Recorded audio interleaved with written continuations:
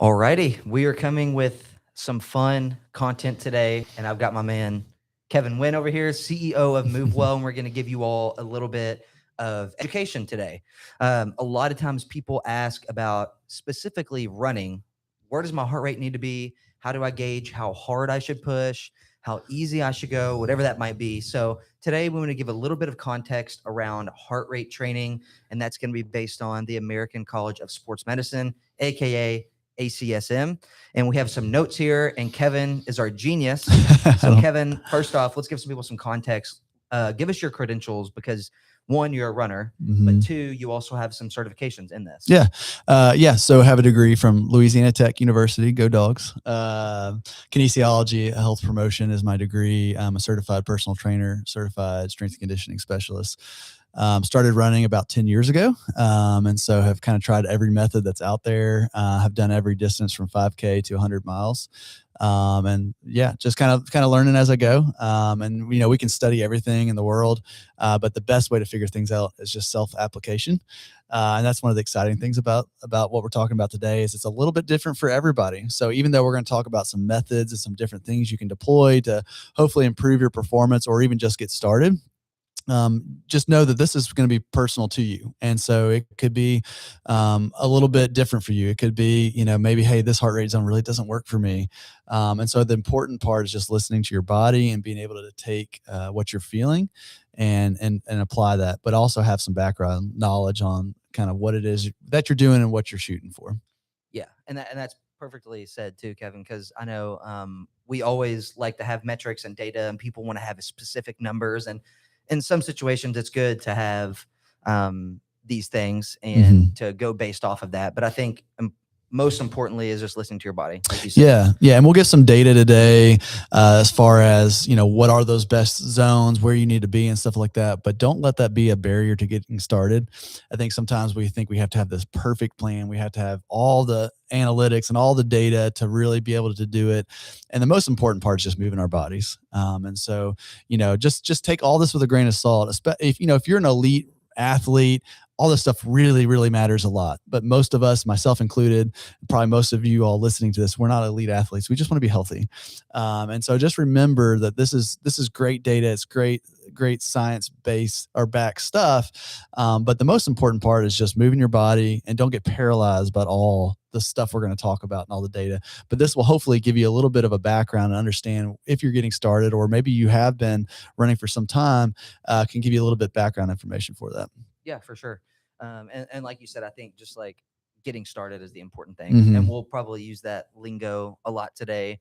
And a lot of the things that we'll refer to, we'll, like Kevin said, give the scientific backed data, but also listening to what you're feeling and not just worrying about the numbers. So first things first, Kevin, I think it's important, and I have my calculator up here so we can give some examples if you bring it up. But according to the American College of Sports Medicine, ACSM, can you kind of walk through what the appropriate heart rate zones are and how to calculate an appropriate heart rate zone based on the activity that you're doing? If that's a good place to start. Yeah, no, I think it's great. I think it's great. So one of the things that I did wrong, and I think a lot of people do wrong when they start a training program, is they run or walk really, really hard. They go hard all the time. I know I did. I would go out every single time and run as hard as I possibly could. And I thought at the end, if I was just completely exhausted, it meant I was doing something good. But we know that's not great for longevity. That's not great for just overall health. That can really set us up for injury and things like that. And so really 80% of the time, we want to be going at a pretty easy, comfortable pace. Now, all of this heart rate data we're talking about, you have to have a heart rate tracker to be able to pay attention to this.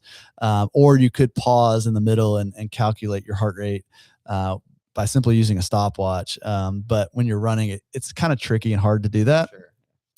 So, any smart device, any smartwatch is going to be great for doing that. They're not very expensive anymore, like they used to be. So just really doesn't have to be the best name brand or anything. Just a basic heart rate monitor is going to work great. Most of our watches now have those built into them. But really what we're shooting for is, 60 to 70% of our heart rate max. So our heart rate max is a really easy calculation. It's just 220 minus your age. So I'm 22 years old. No, I'm joking. I'm 38. So mine would be Act 22. mine would be 220 minus 38 comes to what, Logan? I'm bad. 182. 182. Yeah. So that is just my age predicted max heart rate. Now, obviously, training status could fluctuate that a little bit, but on average, for a 38-year-old, the max heart rate would be 182 beats per minute. From there, I simply calculate that by if I'm doing 60%, it would be 0.6 times 182, which comes to 109, and 0.7 times 182 comes to 127. So 80% of the time, according to this method, I should be between 109 beats per minute and 127 beats per minute. If you're training easily. If I'm training easily and comfortable. Yeah. So that is getting us into a really good cardiovascular zone. So it's training our cardiovascular system. It's building aerobic capacity. It's going to make us more efficient over a long period of time. It's also going to help us kind of get in those nice fat burning zones. And so it's going to be using fat as fuel.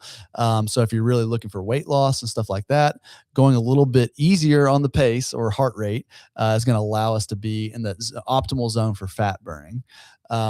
Again, when I started running, just to put in context, my average heart rate, I would say almost every single run was about 165 to 172. And this was not that long. High for you at the time. It was high for me at the time, way above where I needed to be. And so I was just running hard all the time. And guess what? After a month or two, I started getting injured, because I was pushing my body too hard. So that's kind of that intro zone, that zone 2 that we're talking about, that we want to spend most of our time at. Now, there are some different methods out there, and we can kind of dive into that a little bit later, but there's some other methods, one called the MAF method that's developed by Dr. Phil Maffetone, that would increase that number a little bit more. So for me, going by that method, it's a little bit higher than what we just talked about.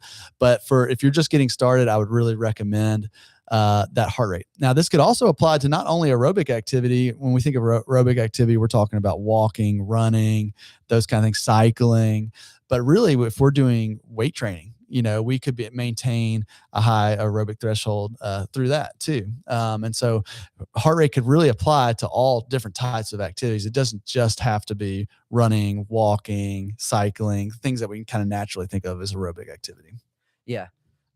You did a great job of explaining that too, Kevin. And I will say some of this stuff may sound foreign, like to a lot of people. I know in the beginning for me, and obviously for you, it did as well. So, as you hear this as a MuuvWell client, like please message us for any clarification you need. Honestly, anybody on the MuuvWell team that you message will have a resource of some way. So if you're listening to this as a MuuvWell client, like please message us and ask clarification on this, because if you're a very beginner or you don't even know what this is, we have been in that exact same seat that you're sitting in. So just giving clarification on that too. But again, we want to keep this short and sweet, so we could talk about this for an hour, and maybe we'll do another podcast, Kevin, like a full podcast on this. Put it on the schedule for next week, Nevaeh. But mainly I want to hit the high points today. So referring to the benefits of heart rate based training. And again, we do want to reiterate that you should go based off feel a lot of times, and for certain situations, especially in the beginning, don't get too stuck on the data. But obviously, you mentioned improving your aerobic capacity, and that's huge. But maybe for somebody who's like a little bit older, or if they're younger and it's more of a genetic thing with like things like high blood pressure and cardiovascular disease, like could you like maybe explain a little bit of the benefits of the high blood pressure, like in terms of cardiovascular health, things like that? Yeah, absolutely. I mean, I want to preface this with, if you do have a known chronic condition or family history, before you start any program, you obviously should go see your physician. I know myself personally, I had not been had my annual physical on a very regular basis, and I got back on track with that. So even if you are at a healthy state, it's good to do that just to know where you are and make sure you're safe to participate in a program. But obviously, if you have a chronic condition or family history of something like hypertension, high blood pressure, for example, becoming more efficient with our heart. Our heart is a muscle, just like all the other muscles in our body that we train. If we can make our heart more efficient, and so over time, what will happen is that maybe you're starting out running and you're averaging about 11-minute mile. Okay. And your heart rate, you're in that 60 to 70% zone. So for me, that 109 to 127 beats per minute. And that 11-minute pace is about right for me to keep my heart rate in that zone. Well, maybe over time, what you're going to start finding is, wow, I'm able to do a 10-minute pace mile at that same heart rate zone. So what that means is that we're becoming more efficient with our heart, our aerobic capacity. Our heart is getting stronger. I'm effectively training that muscle. And when I'm effectively training my heart, it's going to help conditions like hypertension. It's going to make my heart a little bit more efficient when it's pumping blood through my body.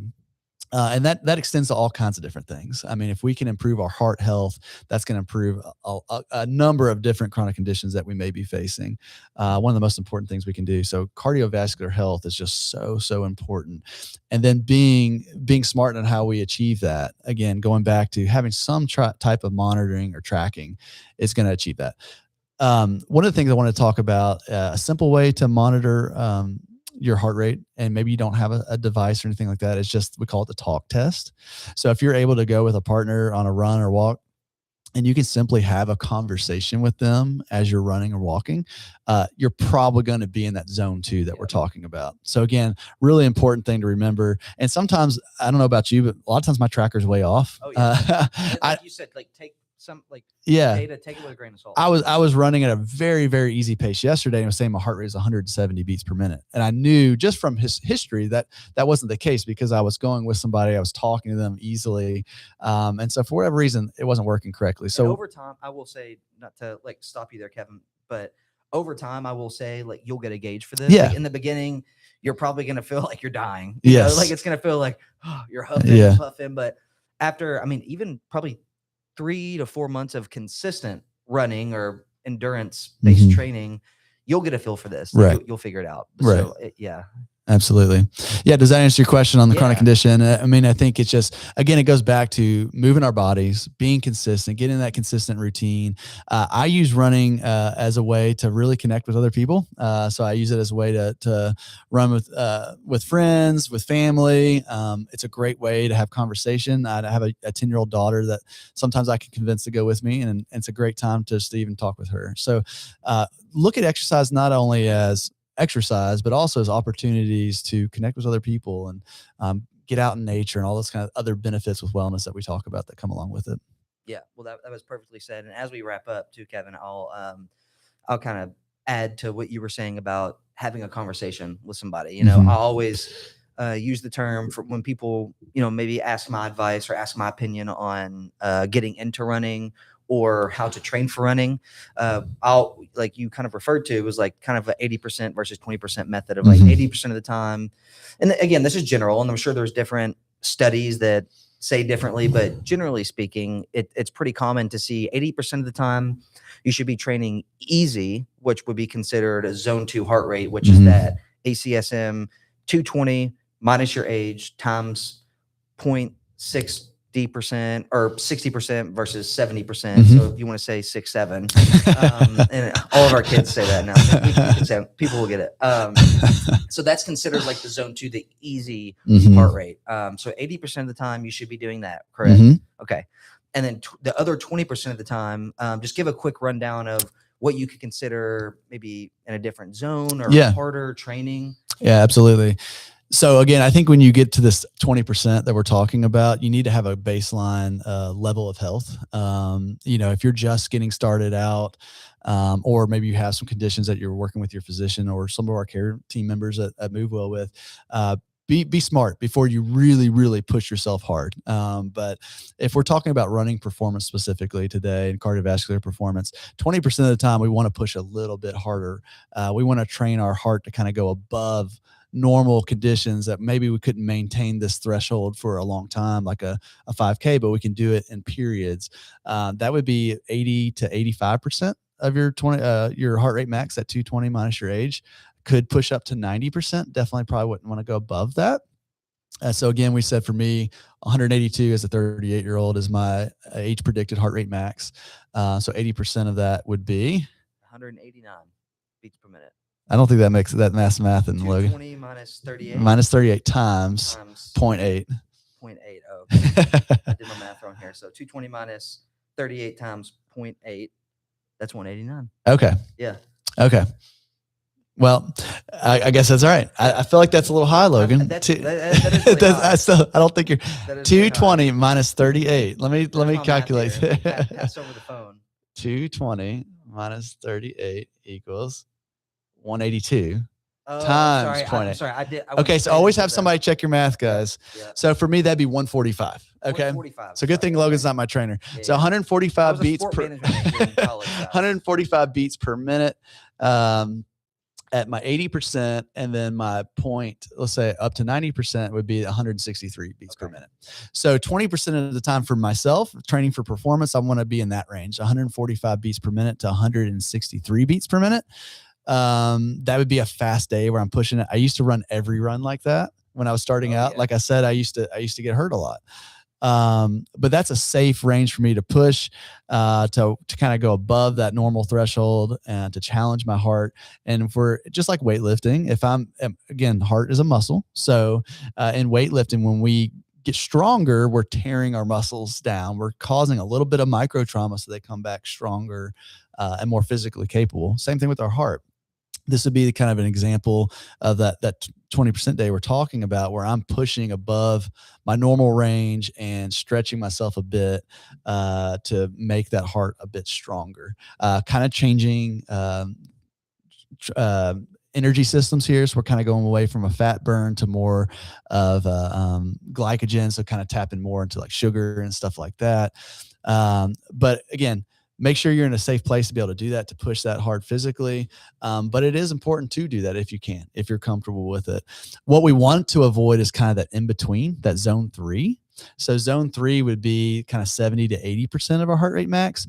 We're pushing hard at those zones, but we're not pushing hard enough to really see a lot of growth, but we are pushing hard enough to still kind of cause some injury. So it's not really the most beneficial zone for us to be in. So kind of in between there, 70 to 80%, you kind of want to stay out of. You either want to be easy or you want to be on that harder zone. So it's important to remember that 80% of the time you're in that zone 2, 20% of the time you're in that zone 4. Zone 3 is one of those ones that's kind of this gray area where we don't see a lot of success. That's where I used to spend the majority of my training, was in zone 3, pushing just hard enough to where it wasn't easy, but not hard enough to where it wasn't hard. And I just wouldn't really ever see any success. I wasn't really improving. I wasn't seeing my heart improve and things like that. So again, just kind of a reminder, zone 2, 80% of the time, zone 4, 20% of the time. Yep. No, that's perfect. I think it's a perfect way to kind of give a breakdown of that. And again, Kevin mentioned like the MAF 180, which is MAF. And so that method would be 180 minus your age. And that would be like the max heart rate. Yeah. No percentages on that one. Yeah. No percent on that one. So if you want different approaches, obviously do your own research. I personally typically utilize the MAF 180 method. So 180 minus my age, whatever that gives you, that would be the maximum that you would want your heart rate to get in a zone 2 or like an easy endurance practice, basically. But I think to kind of wrap this up, Kevin, if someone is totally new to this, and honestly, someone who is going to get some benefit out of this, they probably are pretty new. Where is like the best place to start? If they're like, the data freaks me out, I don't care about that right now. I just want to be able to run or be able to exercise and not feel like it's the hardest thing I've ever done in my life, which in the beginning it might feel really, really, really hard. It naturally is. Where's a good place to start? I think if you're a MuuvWell client, start with messaging one of your coaches. Send us a message, get a time on the calendar to meet with us, because we have people that specialize in these areas. From there, we'll really come up with a good plan for you. From there, if you're just getting started, like we said in the very beginning of this, just move your body. It doesn't have to be perfect. Just get out, get started. Or if obviously we're in a colder time of the year right now when we're recording this, a treadmill's fine too. Just move your body. Talk test, I think, is a great place to start. So practice by, if you're going with somebody, just doing a talk test. There's a thing called RPE, rating of perceived effort. You can kind of look at that. Okay, how hard has this felt? And if you're under that 5 kind of rating, okay, yeah, it's pretty easy. I'm in a good spot. So kind of just using your own gauges is a great way to do it without really getting all scientific and looking at all the data. Can I talk to people comfortably while I'm doing this? And if I had to rate this on a scale of 1 to 10, is it below a 5? Is it below that moderate kind of output? If you're there, you're probably in a good place. And then just be consistent. Try to do it at least 3 days a week. If you're really wanting to improve aerobic performance, I think would be minimal. The American College of Sports Medicine that we referenced earlier, they're gonna recommend that you do 5 days a week of 30 minutes of activity. So 150 minutes per week is ideal. Now, that doesn't necessarily mean you have to do 150 minutes of aerobic activity, but of some type of physical activity. That's typically what we recommend with our clients. But what that shows is just consistency and longevity. Once you start on that path and you're doing really good there and you want to kind of take it up a notch, I think from there, then you can really start paying attention to heart rate and things like that. But in the beginning, just get started, move your body, be consistent, at least 30 minutes, 5 days a week, and aerobic training specifically, if that's something you want to do, a minimum of 3 to 4 days a week. Awesome. Well, I think that was a nice little quick hitter of a podcast today. Hopefully for people that are listening to this. So the big takeaways, again, do your research if you would like, but ACSM, American College of Sports Medicine, 220 minus your age, whatever that is. And then for, an easy range, and once you, whatever the 220 minus your age is, multiply that by 60 or 70. And that will give you kind of like an easier range. Yeah, to stay. 0.6. Yes. Man, that's where you were off on your math. That's where I was messing up. Yeah. So 220 minus your age, and then whatever that number is, go multiply that by 0.6 or 0.7. Stay in that range. And then for the more difficult training, 220 minus your age, whatever that number is, multiply it by 0.8, 0.9 at the most, ideally. And then again, MAF 180 method is simply 180 minus your age, whatever that number is. That would be considered what your maximum heart rate would need to be to stay in that easy or zone 2. Yeah. Just real quick on that, because we didn't talk a lot about it. That math method, you can Google and kind of find some more research on that. But it's, like I said, 180 minus your age. For me as a 38-year-old, that's 142 beats per minute. And so like Logan was saying, we don't want to exceed that 142 beats per minute on an easier day. So again, it's kind of pushing above the ACSM recommendation. So you can see there's a little bit of variance out here, but depending on the methods and your training status and stuff like that, I would say if you're more experienced cardiovascularly and you've been running, you've already been doing a lot of stuff, probably the MAF method would be appropriate for you, because you can likely stay at a higher threshold for your heart rate. If you're just getting started, probably that ACSM recommendation is going to be where you want to be. But for myself, 142 beats per minute, I just want to make sure that I don't exceed that on my easy day. So if I'm 130, 140, I'm good. Once I start exceeding 142, I'm kind of getting more into that from their standards, more of that zone 3 that we were talking about, kind of that gray area of training. Yeah. And again, I think in the beginning, just go based off feel. It doesn't always have to be like exactly this, exactly that. Just listen to your body, do what is comfortable. The most important thing, like Kevin has said, just get moving and do something. So anyway, I think that's a good stopping point. If there's anything you want to add, I don't think so. No. Okay. Sounds good. Well, again, if you all have any questions, as a MuuvWell client, we're always here to help you, to assist you, answer any questions. If we don't know who if you message somebody personally and we don't know, somebody on our team will be able to assist and be able to help. So lean on us. Do your own research as you need. But yeah, I think that's a good stopping point today, and hope you got some value out of this. And if you have any questions, like we said, just reach out.